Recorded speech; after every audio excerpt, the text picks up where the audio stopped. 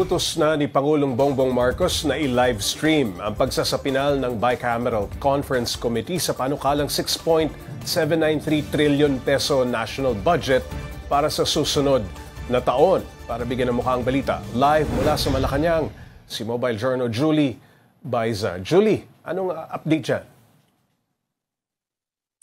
Pops J, para magkaroon ng transparency sa pambansang pondo, yan daw ang dahilan kaya magkakaroon na ng live streaming sa Bicameral Conference Committee ayon kay Pangulong Bongbong Marcos.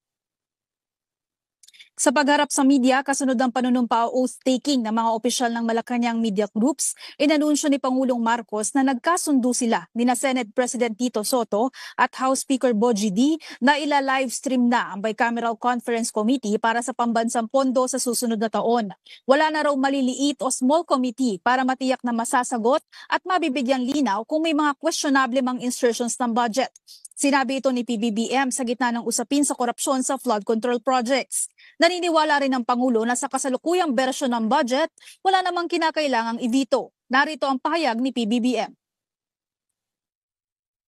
The last version of the budget, wala naman ako nakita na humihiwalay doon sa plano ng national government.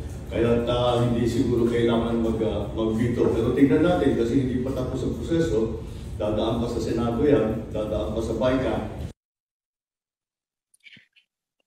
Sa gitna naman ng lumutang na panawagan ng pagbawi ng suporta sa kanyang administrasyon, ito ang naging pahayag ng Pangulo.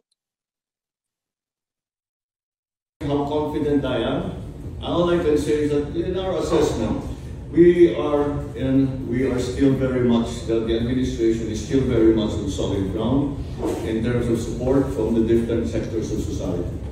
However, we work very hard to continue to earn that support. Pops J, kahit nga sinabi na nasa solid ground yung kanyang administrasyon, hindi raw magiging panatag si PBBM. Kung mayroon man daw na mga reklamo o problema, lalo na nga na may napaulat na kudeta laban sa kanya, bukas daw sila na makipag-usap sa mga ito. Bukas din daw ang palasyo na makipag-usap sa lahat ng sektor. Pops J? Julie, gaano ka-confident si PBBM sa gitna ng lumulutang na issue ng kudeta?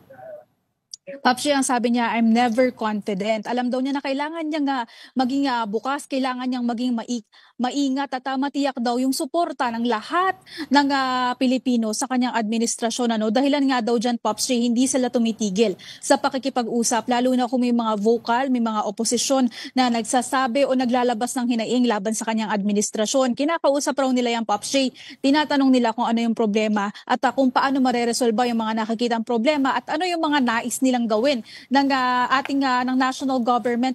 Sabi pa niya, Pops J, hindi raw pwedeng maging complacent yung kanyang administrasyon and someone na nasa kanyang posisyon bilang leader ng bansa.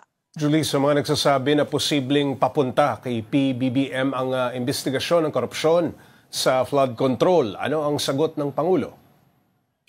Pops, confident daw siya na sa mga ginawa ng kanyang administrasyon, sa mga ginawa at hindi ginawa ng kanyang administrasyon. Ang alam daw niya kung ano lamang yung ginawa nila. At ang sabi niya, wala raw silang itinatago. Confident ang Pangulo na masabing wala silang itinatago at nariyan naman daw yung Independent Commission for Infrastructure para imbestigahan nga itong korupsyon sa flood control projects.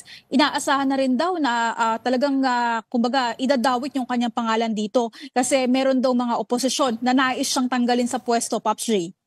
Julie, bukas daw ba si PBBM sa ginawa ni Ombudsman Remulla na alisin ang restriction sa access sa SALN? Pops J, suportado yan ng Pangulo. Hindi lang daw siya, pero maging yung miyembro ng kanyang gabinete kung kakailanganin o hihilingin yung kopya ng kanilang SALN. Hindi naman na nga daw yan bago kasi ikinagulat pa nga raw niya na nung pag-upo niya sa pwesto, nagbago na pala yung restriction kumbaga doon sa paglalabas ng SALN ng mga opisyal. Kasi tinanggal daw yan noong nagdaang administrasyon. Pero dati naman daw talaga walang restrictions. Kaya kumbaga ang sabi nga ng Pangulo, susundin lang nila yung old regulation o rules tungkol doon sa SALN.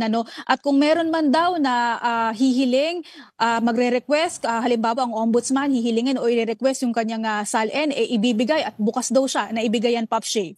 Julie, may reaksyon ba ang palasyo sa SWS survey na bumaba ang trust rating ni PBBM? Ang Pangulo daw hindi naman daw tinitingnan yung mga numero. Ang mahalaga daw nakikita ng publiko na nagtatrabaho siya, na meron siyang ginagawa. Ayon naman yan kay Palace Press Officer Claire Castro. Mahalaga daw nakikita ng publiko at nararamdaman ng mga Pilipino kung ano yung aksyon na ginagawa ng gobyerno para sa kanila. Dati naman na ito rin talaga yung paulit-ulit na sinasabi, Pops Jay, ng Palasyo, whether bumaba man o tumaas yung trust ratings o confidence ng publiko kay Pangulong Bongbong Marcos, na hindi raw nila tinitingnan yung mga survey gaya nito. Julie, nanindigan naman si VP Sara Duterte na hindi niya lalapitan si PBBM para humingi ng tulong para sa kanyang ama na si dating Pangulong Duterte. May reaksyon na ba dito ang palasyo? Paps, sa ngayon wala pang inilalabas na reaksyon ng palasyo o kahit si Pangulong Bongbong Marcos hindi nagkaroon ng pagkakataon na maitanong yung issue ng mga Duterte kanina sa maikling sandali na humarap siya sa media, Pops. So sa ngayon wala pang inilalabas na statement at sagot ang palasyo dyan. Maraming salamat, Mobile Journal Julie Baiza.